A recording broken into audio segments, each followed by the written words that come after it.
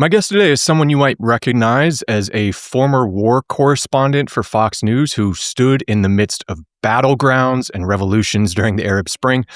Or you may recognize his face from his role as a primetime news anchor every weeknight on NewsNation. But today, I'm also talking with New York Times bestselling author Leland Vittert, author of one of the most inspirational books I have read in years. It's called Born Lucky. I'll put it here in the screen for everyone to see.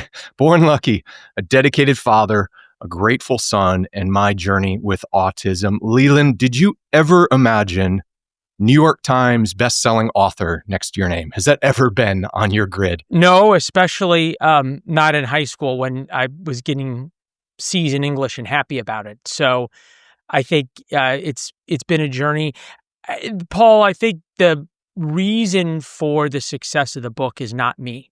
And I said this before the book was successful. I said, this may be my story, and it is. It's the story of my father and I, and we can get into that. But it is more importantly for every parent who has a kid who is struggling. Doesn't matter if it's autism, ADHD, anxiety, bullying, the difficulties of growing up. I had one mother come up to me and thank me for writing the book because it spoke to her because of what her son went through with a nut allergy and how she decided to try and adapt him and desensitize him to a nut allergy rather than try to pull every nut out of every classroom he would ever be in. So the book really, I think, is something for parents to give them the hope and sense of agency and power that my parents didn't have and weren't told they had. Yeah, I felt that at a deep guttural level reading this book. I did not expect to be so blindsided emotionally. It actually reminded me, Leland, I know this might be a strange comparison, but it felt like books I remember reading as a kid, maybe in late elementary school. You'd go to the Scholastic Book Fair and they would offer you some really inspirational book, a story of someone who's endured much. It feels like a genre that's kind of gone out of fashion for whatever reason. And this took me back to that feeling of, wow, there really are hopeful stories of people that I would have never anticipated.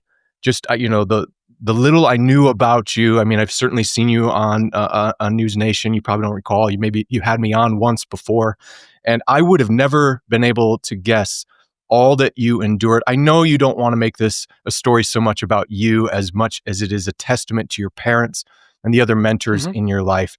But we have to talk about your first person perspective of this as well. Sure. What were your earliest recollections of feeling different from other kids around you? When did that first dawn on you?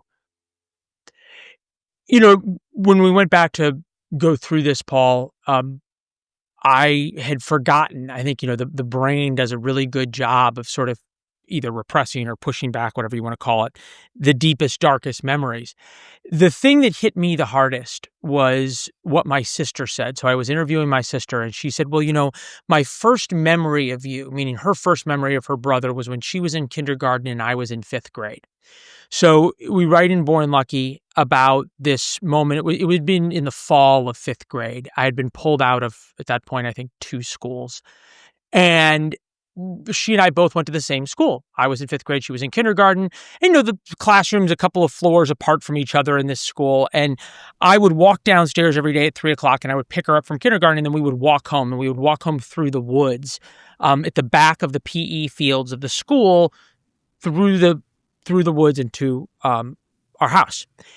And she said, my earliest memory of you is that every day you would pick me up at kindergarten, we would walk to the back of the fields, and at the back of the fields, as soon as we got to the woods, you would start crying. And I would hold your hand as we walked all the way home. And she said, I didn't know what to do. I didn't know why you were crying. I was in kindergarten.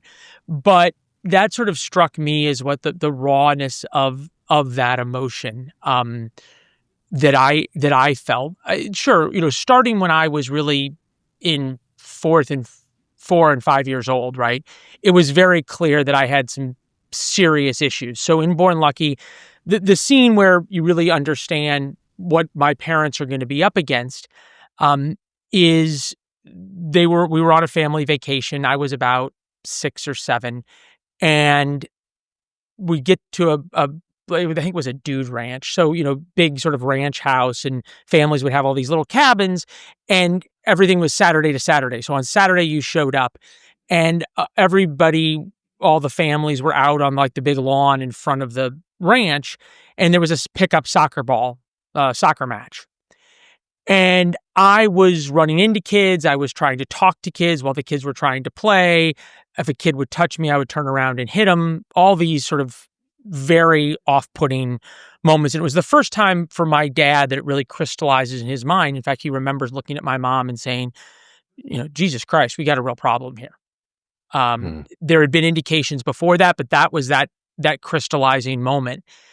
For him, my parents were told they needed to have me evaluated, which as a father, is the worst thing that a parent could ever hear.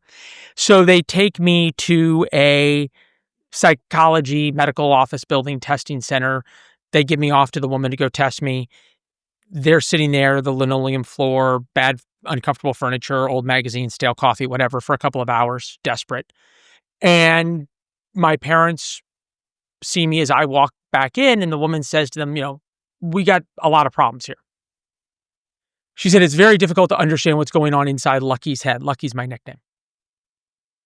My dad goes, okay. And she says, well, he's got terrible behavior issues. So we just went through some of those, but I couldn't in any way either socially or emotionally relate to kids my own age. She said he's got big sensory issues. So if clothes were touching my body in a way that I didn't like, or my socks or my jacket or whatever, I would melt down. And I had huge learning disabilities. So a 20-point spread on the two halves of an IQ test is a learning disability. I had a 70-point spread. They said that was the biggest spread they'd ever seen. So from mentally retarded to genius. And she then said to my parents, it's very difficult to understand what's going on inside his head. So my dad, as any father would do, said, all right, what do we do? And the woman said, not much. There's not much you can do. And then my dad said, is there anything we can do? And she said, generally not. So I wrote Born Lucky to give parents the hope that my parents didn't have at that moment. And as you point out, Paul, the stories in Born Lucky, I've never told. My parents didn't tell anybody about my autism diagnosis till I was in my 20s, and then it was only me. They had never told me, never told principals, teachers, never had therapy, nothing. So if by sharing this, and as much as I enjoy talking to you, going to therapy on every podcast and television network in America is not exactly a thrilling experience. Maybe it's thrilling. It's not much fun. If I can do it to help people and to let them know that there is hope, then it's worth it. So am I understanding you correctly, Leland, that you didn't maybe even hear the word autism until much later in life? Right.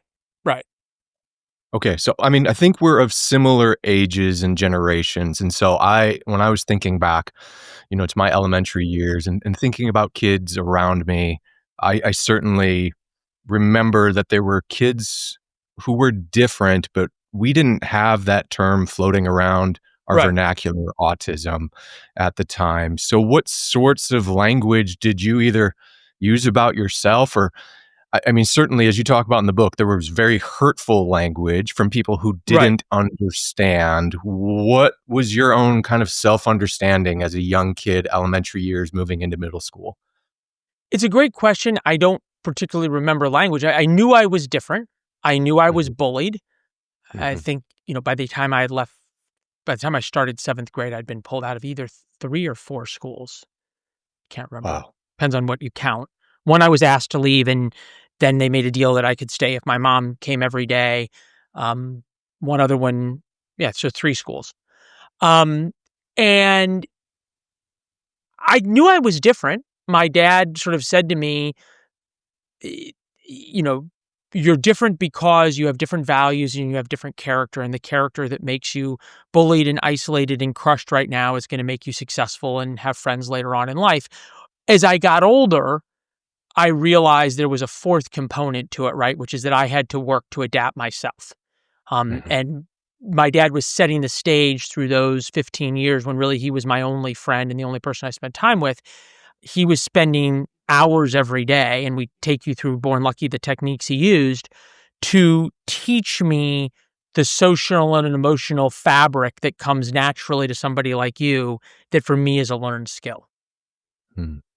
Can we talk a little bit then about your parents' resolve, Sure. particularly your father's? I know your mother Yeah. plays an important role in the book, but your father's role seems primary throughout. What stood out to me right away was even in those early meetings and diagnoses, he seemed to be a man of steeled resolve, Mhm. a resilient demeanor. Do you remember at an early age feeling like, boy, my dad is on my side? What was that experience like? Where do you think your dad got that perspective from? He is the most remarkable person I know. He hates that he is held out as a hero in this book because he says I'm not a hero. And I think you probably read in the afterword his thoughts on all of this, that he's just a dad doing what he could do to help his son. Yes, and the most important part of his and my relationship is that foundation of trust. So in Born Lucky, the moment that probably matters most, sort of crystallizing his and my relationship, and I don't think either of us realized it at the time. I certainly didn't. I was 5 years old. Is he and I were in my grandparents' front yard, and in the front yard there was a tree that had a notch at about 6 feet, say, maybe 5.5 feet, something like that. And he lifted me up and put me on the notch. So I'm standing now as my fat little self at 5.5 feet up, and I'm up there. He's looking up at me, and I'm looking down at him, and it might as well have been the Grand Canyon, right? And he said to me, "Do you trust me?" And I said, "Of course I trust you, Dad." He goes, "Great, jump into my arms." So I jump, and he catches me, and he said, "I will always catch you." And that probably was the foundation. I mean, that it sounds corny, but that really is the metaphor for the first 15 years of my life, where he was my best friend and my only friend. In Born Lucky, we tell you the reason that he did that was because a friend of his had said the same thing to his son. He'd put his son up on a mantle of a fireplace, and this was about 3 or 4 months earlier. And when the kid jumped, the dad let him fall and fall on his face. And as the kid's laying there on the ground crying, the father, who was my dad's friend, said to his son, "Don't ever trust anybody." Hmm. So that's sort of the juxtaposition of the relationship I had with my dad. And you know, my dad lost his dad at 16 years old. He would be the first to tell you that his dad was a pretty tough guy. His mom and his dad didn't have the best relationship. Um, and my dad, I think, watched films like Leave It to Beaver and Father Knows Best and Happy Days, and he decided that's what an American family should be like, and that's what growing up was like, at least at home. Yeah, one particular instantiation of that kind of resilience mixed with care that really stood out to me in the book was the way that you described how your dad, kind of once the awareness settled in of the challenges you were really facing each day in school, you describe how your dad would, at the end of your school day, you'd come home 4:30 p.m. Mhm. and your dad would be waiting at the end of the driveway. And this line really stood out to me that, and I can't recall if he said it, probably didn't say it directly to you, but it seemed like the motto, the adage that was going around your house between your mom, your dad, and even your sisters. It's our job to put Lucky back together Mhm. again each day. Yeah, that Wow. 100%. Now, and they never told me that, right? My Mhm, dad mhm. made it, he just showed up every day and every hour and every morning and everything else. And was there. He was he never talked about any of this in real time or even afterwards, and really not until we started working on the book did I sort of understand his philosophy. But he would be there every day at 4:20 to sort of take the emotional pain away, right? So he and I would spend a couple of hours every day talking, and I would vent and let out the anger and the enormous hurt that was happening to me on a daily basis. So we'd spend a couple of hours in my room every night. And, to give you an example of a day, right? And I think we used a lot of the examples of what teachers did to me, because if the teachers are doing it, you can imagine what the kids are. So one day in art class, 8th grade, none of us were going to become Picasso in this art class, right? But we're sitting there and I'm painting or whatever. Teacher didn't like a painting. And he looks at me in front of the entire class and he goes, Vitter, if my dog was as ugly as you, I'd shave its ass and make it walk backwards. So for those not on video, Paul is shaking his head. Unreal. Yeah. And this was not a one-off, oh my God, what an aberration moment. Yeah. But I would go home and I would talk to my dad and I would tell him how humiliated I was and tell him how hurt I was and tell him how awful it was. And I didn't learn this until later, but he would then go downstairs after leaving my room, after I had gone to sleep, oftentimes in the middle of the night, and he would start crying himself. Mm. And sit there until 1 or 2 o'clock in the morning. My mom would come out and find him just sitting there crying. So it's a very, I think, raw look at what parents are going through. And, I said that I'd answer anything about me, but I think it's so important to let people know they're not alone. I was on earlier this week with Joe Scarborough on MSNBC. And he was talking about his son with Asperger's and him going through some of the same moments with his son. And I think so many parents feel like they're alone, like no one else is going through this. And in reality, so many are. Absolutely. Yeah.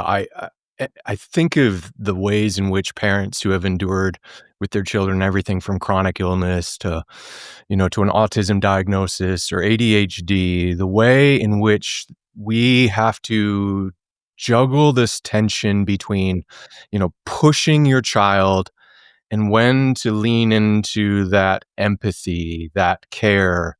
Seemed like your dad was able to strike a balance with both your mother Mhm. too as well.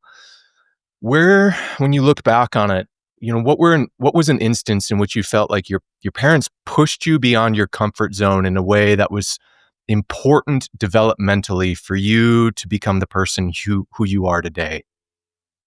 Look, the push on me started very early, right?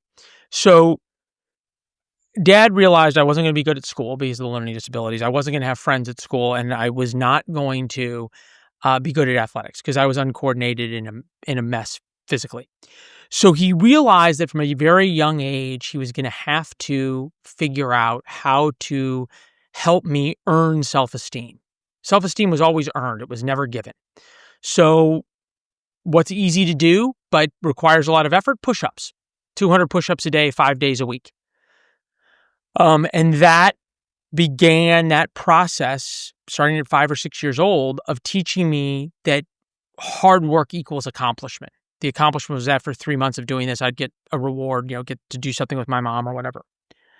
And that push always of the standard. And, my dad wrote in the afterword, have no expectations. And that I think is very true. He did have a couple expectations though. He expected you to control what you could control, which is your character. You can have good character. That does not take any work. You can be kind to people. You can be polite. You can do all these things, learn skills, and you can have hard work. You can have a work ethic.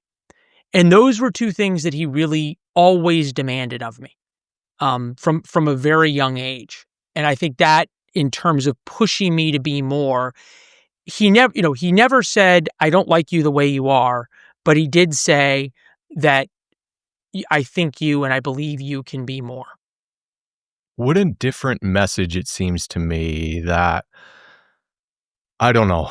This sounds like maybe a little bit of the old man sitting on his porch telling kids to get off of his lawn, right? Reflecting back on the old days here, but I remember my dad having a similar approach to raising me. Certainly not with the same challenges that you overcame and endured, but there was just a sense in his generation as a baby boomer. His dad had fought in World War II. There was a sense, and you use this exact line in the book that you know, you cannot expect the world to adapt to you. You have to adapt to the world. And so you better get tough. You better get resilient. Where do Mhm. you think, for my family background, my dad got that from his dad. They grew up Catholic and then he became an evangelical in the 70s. And so a lot of those traditional values were in the waters that we were swimming in, and that kind of loss of shared story, whether it's the kind of general Judeo-Christian framework that you hear people talk about, seems to have eroded that shared sense of this is the norm. We're going to expect Mhm. you to be braced for the world. Do you think, have your parents ever talked about where those influences came from in their life? I know you mentioned your flight instructor had a, kind of a religious background and he played an important role. I Mhm. certainly want to talk about him. But what about for your parents? Did they ever talk much about, whether it's religion or a philosophical Sure. tradition that informed that perspective? Yeah, Paul, it's a great question. Character as destiny is sort of a theme in this book, right? And it all comes from my grandfather, my dad's dad. And in Born Lucky, my dad is 16 years old, and we take you to that moment that he learns his father's died. So he's getting ready to go out on a date. He's in his bathroom, and in walks his much older brother, 10 or 15 years older. And Bruce tells my dad that their father died that afternoon of a sudden heart attack.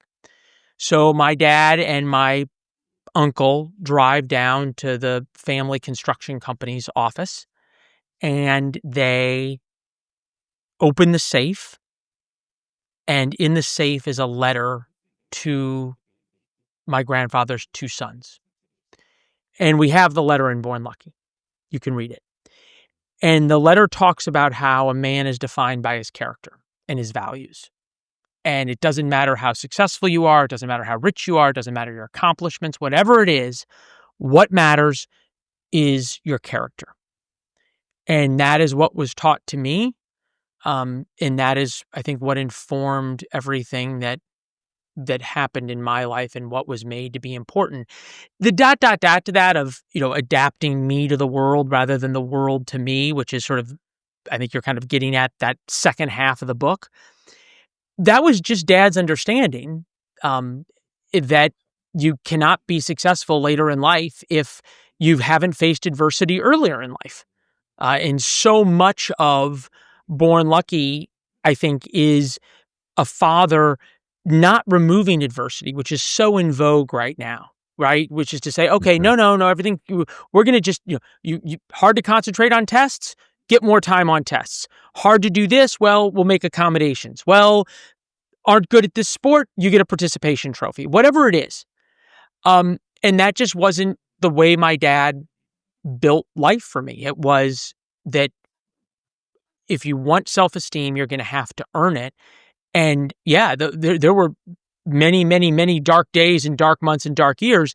My dad's made the decision rather than sort of remove the adversity, he made the decision to embrace it with me and hold my hand through it. And obviously, as you know, as a father, that's so much harder. One, because you see your kid having a really hard time, which is awful for a parent.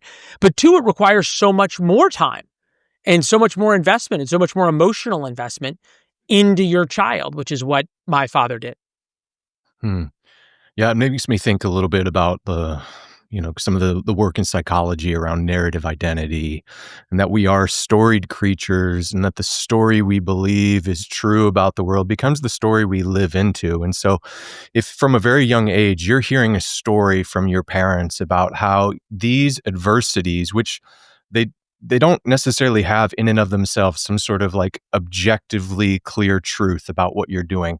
If you get to choose how you're going to interpret those experiences, boy, I just think of what an incredible difference in your life. We can't understate the difference in having a narrative that was instilled in you that looks at those challenges as opportunities for character growth and training for your future. Have you ever stopped to consider maybe a kind of counterfactual here of if your parents chose the inverse approach, where maybe they came to you and said, "Hey, you know what, Lucky? We're gonna just hope and believe that the world is going to adapt to you." Have you ever thought about how your life would have turned out Sure. differently if that was the case? I I guess now I have. I hadn't in Yeah. the past. Paul, the idea behind Born Lucky isn't a prescription or a cure, right? It's this idea to give parents the power, the agency, the hope that they can make this enormous difference in their kids' lives. And I've been asked over and over again, what advice do I have for parents? And I'm not a parent. I'm not in a position to give parents advice. But what I've been able to do is listen to a lot of parents who have called me after reading this book or emailed. Some I've known, some I haven't known. But two very brief stories. One father whose son is profoundly autistic, so barely to nonverbal, lives in a group home, is in his early 20s. And his son had all sorts of behavioral issues. And, even through his early 20s, they couldn't really figure out what to do. And he was in his group home, and every other day they would take him to a swimming pool. And he loved to splash in the pool. And the dad said, well, let's teach him to swim. And they said, nah, I can't do it. It's hard. And, if he gets uncomfortable or upset and he could get hurt and on and on and on. The dad said, let's teach him to swim. Now the kid swims 1.5 miles every morning and is infinitely happier. The behavior issues have gone away, has enormous self-esteem, wakes up every morning with a smile because he's going to the pool. Again, this is about helping your kid be more and achieve their full potential. And the flip side of that is this mother came up to me a few days ago who I've known tangentially for a while. And her two kids, both Ivy League D1 athlete or Ivy League athletes, they're both model pretty, beautiful. One male, one female, one boy, one girl. You'd think they have everything in the world going for them. And the mother says to me, hey, your book really spoke to me. Okay. Like, tell me how life was rough for your kids. And she said, my son had a nut allergy. And everyone wanted to remove every nut from the classroom and said, he can't be around nuts. And I said, well, if he can't be around nuts, he's not going to have a normal life. So I'm going to desensitize him to nuts. No, you can't do that. No, it's dangerous. No, on and on and on. And she said, if my kid's going to have a shot, I need to do this. And she worked incredibly hard at it. She took me through what it was. And it was a really difficult process and a scary process. And now because of that, her son doesn't have a nut allergy anymore and is in ROTC, which he never would have been able to do. So from both sides, that to me is that lesson of Born Lucky, that it's not about how to turn your kid from the difficulties I was having into a TV anchor. It's about how to help your kid be the most they can be, and the Yeah. power parents have to do that. Yeah, and that's the message that, again, I think for those to make another plug for the book here. If you're thinking as you're listening to this, well, I don't have a kid with autism, or we don't necessarily have any sorts of needs in our family that go outside of what may feel like typical needs. I think there's still a deeply important message, because adversity is one of the built-in features of life for all of us. And I think the resolve that your parents passed on and instilled in you is absolutely universal. But it wasn't just your parents. There were other people that you've Mhm. mentioned that played an important role in your life. I was really struck by the role your flight instructor played, which, Mhm. first of all, you might think, I mean, just someone hearing that who hasn't read the book, knowing a little bit about your diagnosis and the challenges, they might even be thinking, a flight instructor? How in the world does a kid that is going through the challenges you have ever get the wild idea that he can become a pilot. So tell me about that experience and the role your flight instructor played in your life. Yeah, dad was always so much, Paul, about setting goals. So obviously the push-ups were a goal. Hard work equals accomplishment equals self-esteem. And when I was like 5 or 6 years old, I was watching the evening news one night. I didn't have obviously anybody to play with or be a kid with, so I would sit there and watch the evening news with my parents. And there was a kid on the evening news who had flown across the country at age 10. And I said, I want to beat him, which, if you're a parent watching some 5-year-old sit in the living room and say that, that's cute. That's fun. Let's get you a toy airplane, whatever. And I kept saying, I want to beat him. I want to beat him. I want to take flying lessons. I want to take flying lessons, on and on. He did it when he was 10. I can do it. I can do it. And finally at 8, my dad took me to this little tiny flying school at a hangar in northern Michigan where we had our summer lake cottage. And hoping, since my dad hated to fly and since he had missed a plane that crashed and since I got airsick, hoping beyond words that the guy who ran the flight school would just say, like, look, kid, like, come back when you're 12, which at 8 is an eternity away. But he said, I think we can find somebody, and took us into the back of the hangar. And there was a guy there who might as well have been 90 for me. He was probably in his early 60s at this point. It was a guy named Stan Mick, who became my flight instructor. And flying was about so much more, right, than flying. I didn't realize it at the time. My dad did. It was about accomplishment. It was about doing something that was hard. It was about overcoming air sickness. I threw up every day in the plane. It was about doing the work of the ground school and learning and taking tests and getting better at reading and getting better at math and all of these things that came along with doing the thing that I really wanted to do, which was fly. So the pivotal moment for Mr. Mick and I was not flying across the Atlantic Ocean at 11 years old, which I did and was a wonderful memory, and again, a great accomplishment and something that I could have that was outside of what every other kid was doing, and on and on and on. But it was a moment with Mr. Mick when I had thrown up after the 15th flight, and he would have to clean the vomit up in the airplane. And, it's this tiny little airplane. So, you're here and he's here, and it's like a little sewing machine thing. So I'm there and I'm sick and I've landed and my dad's there to pick me up, and he looks at Stan and he says, why don't you just tell him he can't do this? Like, let's just call this. And I was there, still really sick and I'm sure upset. And Mick looked at me and my dad and he said, well, if he won't quit, meaning if I won't quit, if he won't quit, I can't. And that was a great lesson of, again, resilience and never giving up, just never, never, never giving up. And I'm glad you noticed and asked about Mr. Mick. And it was an important part of the book, and people, when they read Born Lucky, will see this. We didn't name any of the people who were mean, and there were a lot, and that's not because I don't remember their names. I do. It was because we wanted to make it clear to people how much power and possibility they have, not just for a kid, for their kid, but for any kid who's having a hard time, how much of a difference they can make in their lives, irrespective of their position, whether it's a parent, an uncle, a teacher, a friend, whatever it is. And the flip side is how crushing it can be when you don't take that opportunity, or worse, when you act the way that a lot of the unnamed folks did. Does it give you deeper appreciation when you got into your adult years, and maybe you hadn't reflected much on any of this until you sat down and got to the task of writing this book? Did it give you appreciation for the old adage of it takes a village? Yeah, I guess there's an adage to that. I would say it took my father, Mm. right? Mm-hmm. I think parents, well, I shouldn't, let me put it in a different way.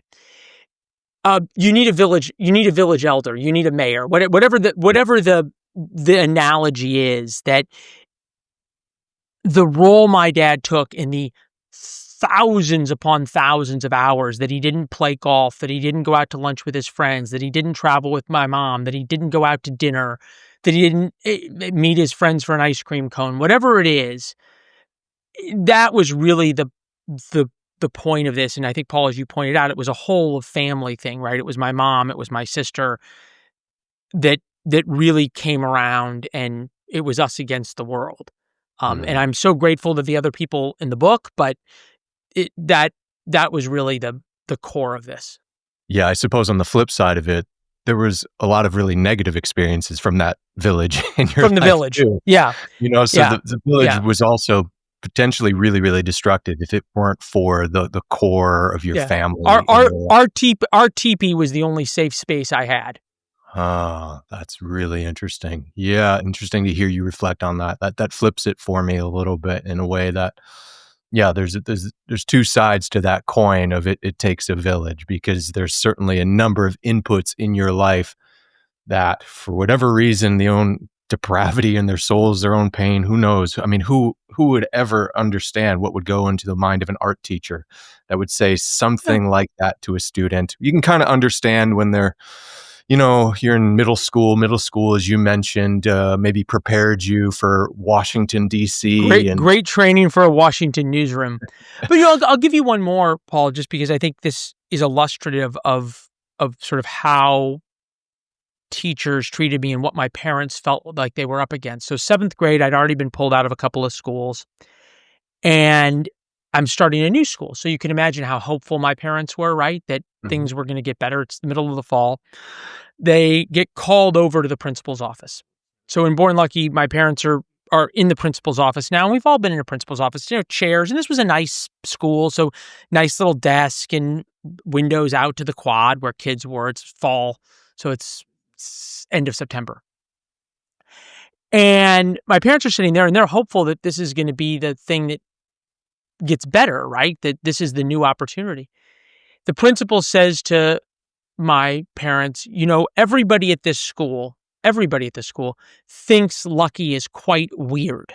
So arrow number 1 through my parents' heart. And then she follows up, and I do too. So arrow number 2, and it would have been very easy, right, for my parents to say, like, well, look, you got to understand of all the issues he has, Yeah. and this Mhm. test and this test and that, and he needs all this help. And they didn't.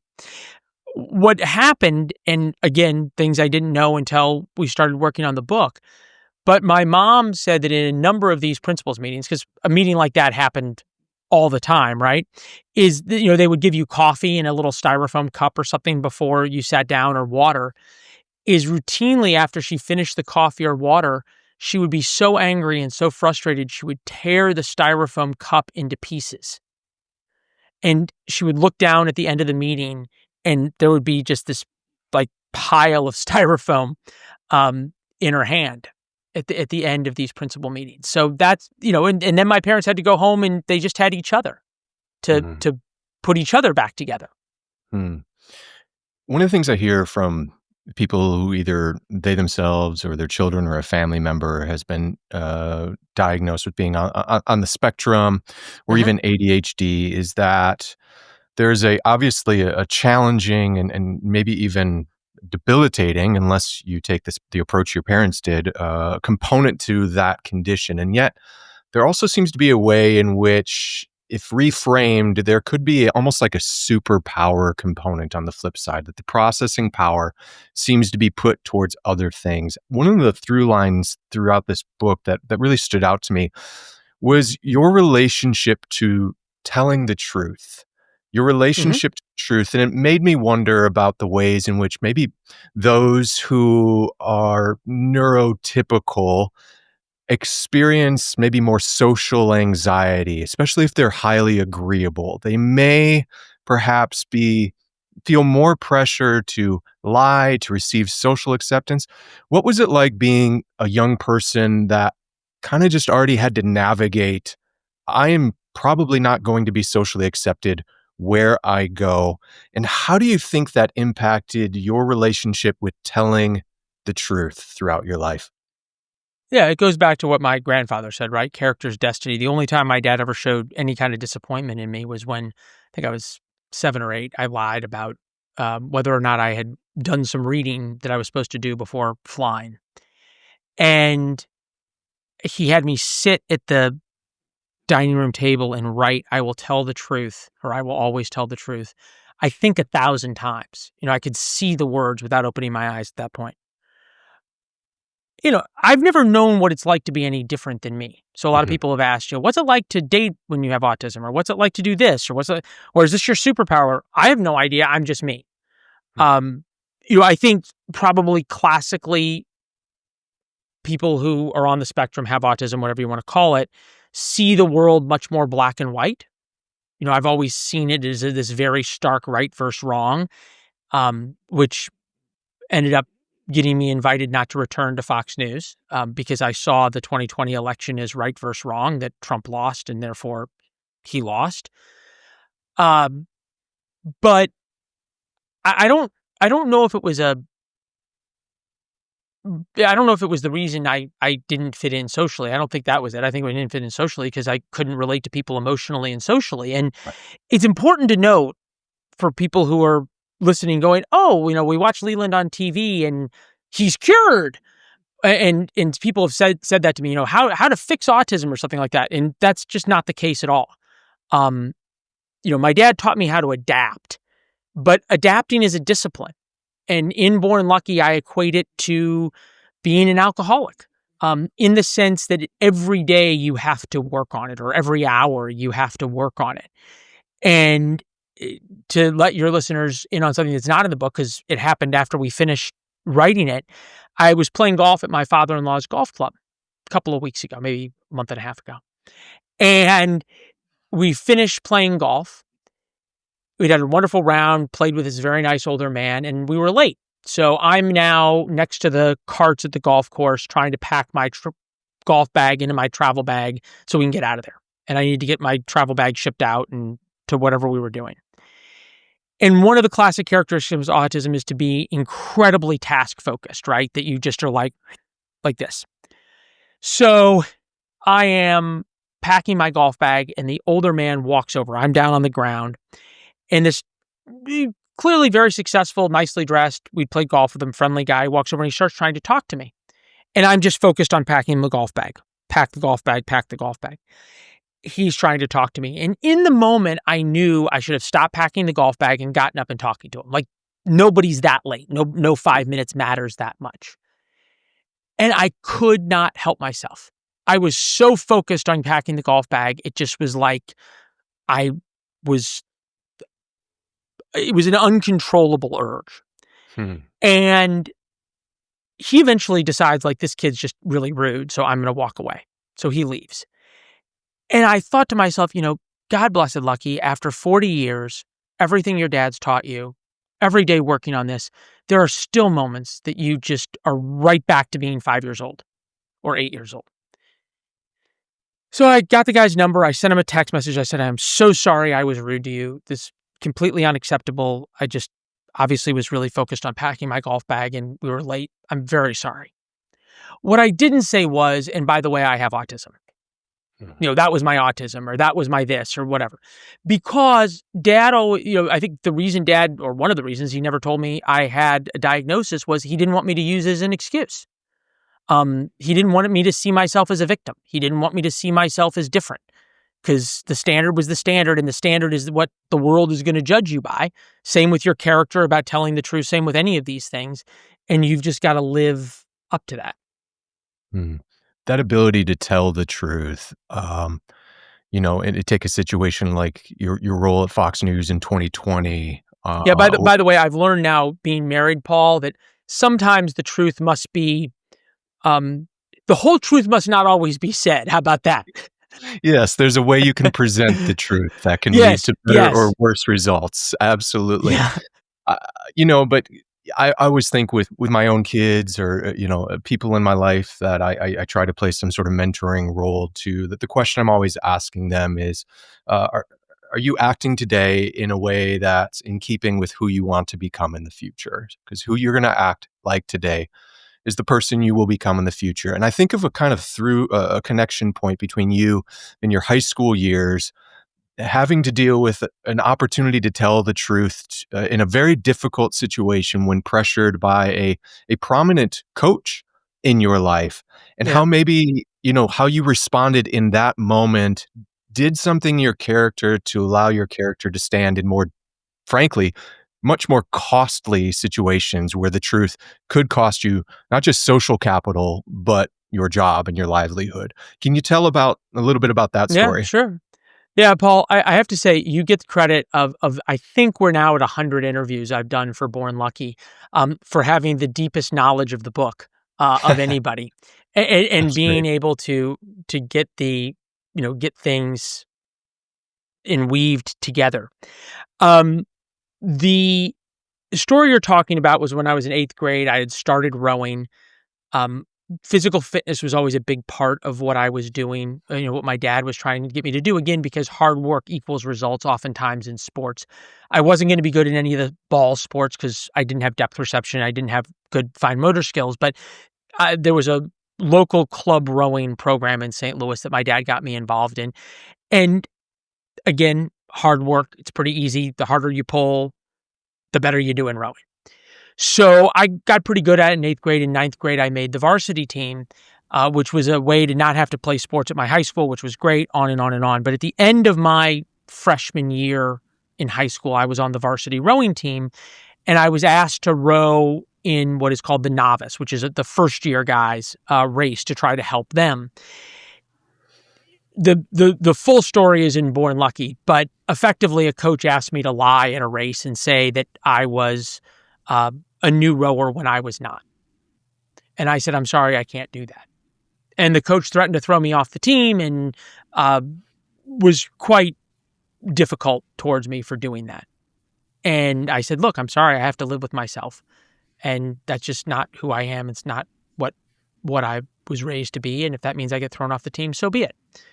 And to the coach's credit, when it was explained sort of what was happening, they stopped and were quite admiring of my character and everything else. Mm. So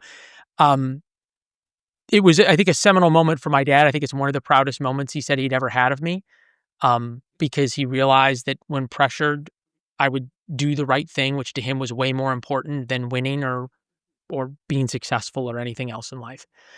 But yeah, full circle, the 2020 election comes around. I'm at Fox News, and it was a weekend show after the election.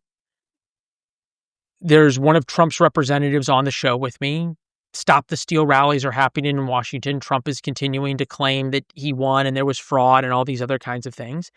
And I was quite dogged, as any journalist should be, in my questioning of Trump's claims. Did I know that that was going to get me in trouble at Fox? I didn't really think about it at the time. It was just sort of what I was Hmm. what I was doing as a journalist. It was the right thing to do. And because I was the first Fox anchor to do that publicly and to really aggressively question someone publicly, it became a huge story. So we now know, because of the emails from Lachlan Murdoch and Tucker Carlson and others, at that moment they said Leland's done at Fox News. I had a contract, so they couldn't fire me, but they sidelined me and punished me and put me on a weekend morning schedule as a reporter. It was, it was taking you from, being on the dressing for every game on the varsity or on the NFL squad to, picking up balls at the scrimmage practice line, whatever you want to call the sports Mhm. analogy. And eventually, fairly quickly after that, I left Fox. But, full circle to both parts of Born Lucky, of telling the truth and that hard work and going through adversity means something. In that same month, so from the end of November through January 2020 to 2021, I ended my long-term relationship with my then girlfriend. So I moved out of where I was living. My entire possessions were contained in a backpack. I lost my job at Fox News. I was leaving that. And I almost died of COVID. So I was in the hospital for 4 or 5 days It's with a great COVID. year And right there. it was a great month and a half. So it's now February, and I've got my backpack, and I'm down at my parents' house in Florida, living in their guest room. which at 36 years old, after having been a national cable anchor, is not really like the height of success, right? Right. No girlfriend, no life, no place to live, no job, um, almost 5% lung function. And I was really feeling sorry for myself one day. And my dad came into my room, and I was lamenting how sorry I was feeling for myself, or maybe we were in the living room. And he said, "Look," he said, "I get it. This sucks." He said, "But, after that teacher disfavorably compared you to his dog's ass, you got up and you went to school the next day. So if you did that, you can get through this. When you're walking through hell, keep going," is Right. Winston Churchill once said.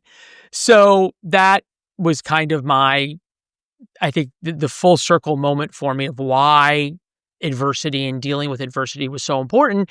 And look, when you do the right thing, when you tell the truth, as you pointed out, good things happen. In this case, leaving Fox News is the best thing that ever happened to me. I am now married to the most wonderful woman in the world, have gotten this opportunity at NewsNation to have a primetime show and to help build a network and to try to build a network based on doing really good journalism and telling the truth.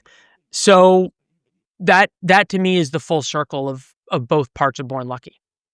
Yeah, it's a beautiful story, Leland, because especially maybe those that aren't familiar with you and your past and might hear that and go, "Oh, maybe he's just a guy that had something out against Trump." And yet it seems like your formative upbringing, you would have said, I'm fairly conservative, libertarian. You're not necessarily one coming Yeah, with a, a people vested have spent an interest. awful And lot of time, Paul, trying to figure out politically where I am, and I don't think anybody has.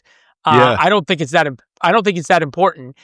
You yeah, know, I view it as my job is just to call balls and strikes. And yeah, I know this. I won't get into the sort of journalism philosophy, but I always say that if you listen to a Yankees Red Sox game, if you listen to the Yankees home broadcast, radio broadcast, you hear a totally different game than if you listen to the Boston broadcast. Forgive me, I don't know the Minnesota teams as well enough to be able to say this. But if you listen to the national broadcast, it's kind of just the game. yes, And the announcer really doesn't care who wins. And that's sort of how I look at it. As my job is to just call the game either hmm way. And I think that it actually allows you to have a little bit more sanity than most people do in Washington because you don't take it personally. hmm But on the issue of Trump, I've had the White House put out what I've said on TV as proof that Trump is winning. I mean, I remember hmm a couple of months ago about some of his Middle East stuff. They put out a whole press release based on what Leland Vittert said on TV. And when he was president the last time, he tweeted some stories that I did saying, this is proof Trump's winning. And then obviously he tweeted a few times saying that I should be fired. So, yeah. if they Well, ain't for me, cheering or booing, you ain't in the game. yeah. It lends to me your credibility. I've mentioned this Well, before. I don't watch a lot of cable news because I kind of feel like I'm getting the Boston Red Sox or the Yankees mhm, broadcast hard to sift through. So when there has been major events, even just recently, the tragic murder of your friend Charlie Kirk, I when I mhm. turned on the news, I was like, I'm going to watch Leland. I feel like I will Well, thank you. get something that kind of helps me sift through that. For parents that are listening to this in particular, and maybe I picture a young couple, maybe they got a 4 or 5, 6 year old at home and they've just received a diagnosis Mhm. of something that feels like it's going to change their life forever. What might be from your own journey some whether or not they feel called to becoming a foreign war correspondent or a news anchor, what have been maybe some of the more incredible experiences of your life where you found yourself in a situation that would defy all odds, that might be an inspiration to parents to say, stick with it. Your child's Yeah. future, you don't know what might come in their life. I think what I would say to anybody in that position is read the afterword first, which is the part of Born Lucky that was written by my dad. It was about 3 or 4 pages. And start with that. And I think he lays out what parental love really means. I think the book shows it. I think he kind of puts a bow on it. Or you can read George Will's foreword first, and he ends it by saying that this story, above all, is the testament to the mountain-moving power of parental love, and how much love really can conquer, and how much more a kid really can be, no matter what the diagnosis is. And I think the flip side of it is that if you allow yourself to be defined by the diagnosis, or if you define your kid by the diagnosis, then they will be forever. And it will forever be a crutch, and it will forever be an excuse. And I I I don't ever like to do social commentary because I don't think I'm qualified, but I think when you talk to people and in the first few minutes you meet them, somehow they work in what their diagnosis is and what issues they're struggling with, that's how they see themselves. And my dad never wanted to me see myself as anything other than me. So I think that is a really important part of the Born Lucky story and the Born Lucky journey, number one. Um, so I don't really have any advice per Yeah. se. You were talking about inspirational moments. I just think it's the knowledge that kids can be so much more, that so much can be done. And that's not what parents are told, because it's hard and it requires a lot of work.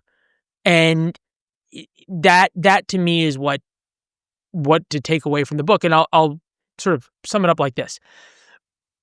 When we started working on Born Lucky, because in a very long way, I didn't really pitch writing this. Somebody else pitched me on doing this story because they had heard about 700 words that I had written as a thank you letter to my dad through a very convoluted way. And somehow it made its way to Don Yeager, who wrote the book with me.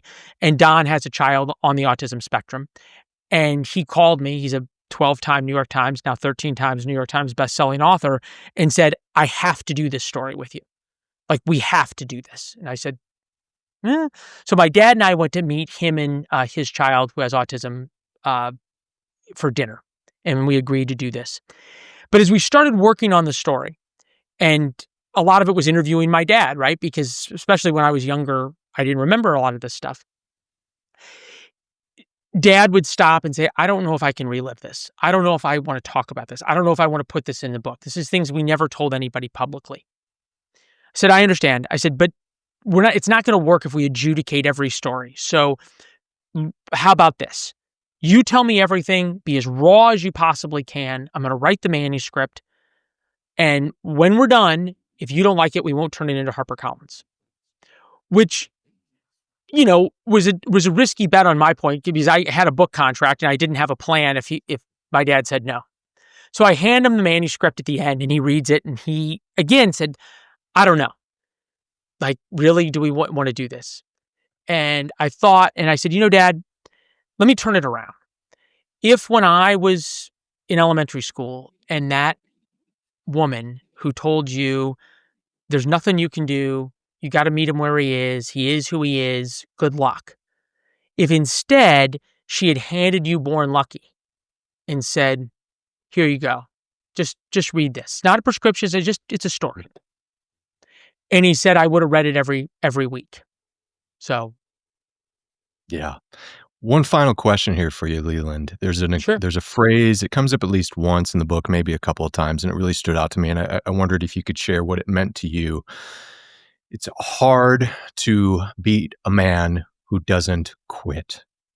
Tell me what that means to you Yeah. and how that's become a central, maybe mantra of your journey.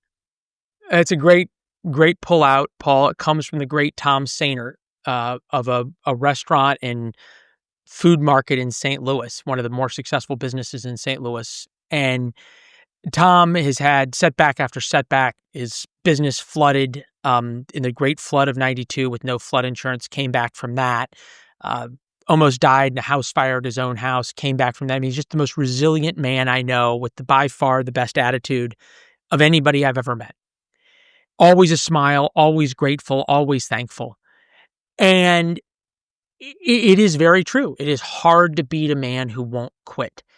And that is just true of everything in life. And I think it is so important that it doesn't really matter what where or what issue you're facing, what issue your kid's facing. If you just won't quit, there's always the opportunity to be more and to have success and to take pride in that success and to earn that self-esteem. So that's just always stuck with me as kind of how to live life, and an attitude, because it also gives you an enormous amount of control, right? That if you don't quit, that's up to you, and no Right. one can take that from you. And the flip side of it is, if you decide to be a victim and define yourself as a victim, then it's very easy to beat you because you will always be one. And I said earlier, I got half people cheering and half people saying, you know, you're such a privileged jerk for saying this. But I said, victimhood is um, a drug more addictive than fentanyl and equally destructive, because once you take it, it just crushes any human. And once you rely on it. So I think that is what Tom meant. And I would encourage anybody through St. Louis to go visit the Smokehouse and Annie Gunn's, and you will see and experience what that attitude can create. That's beautiful, Leland. It reminds me, my dad used to tell me all the time, anytime I said "can't" around the house, I can't do this, and he used to say, "Can't never did anything." And this that's an expression I've used with my kids before. I don't think there's been a book. I've had a number of over the years, whether it's theologians, philosophers, scientists. Sometimes I have to give qualifiers on my book endorsement, saying this might be too academic. This might be this I could not endorse more heartily. I'll put it right there in the screen there.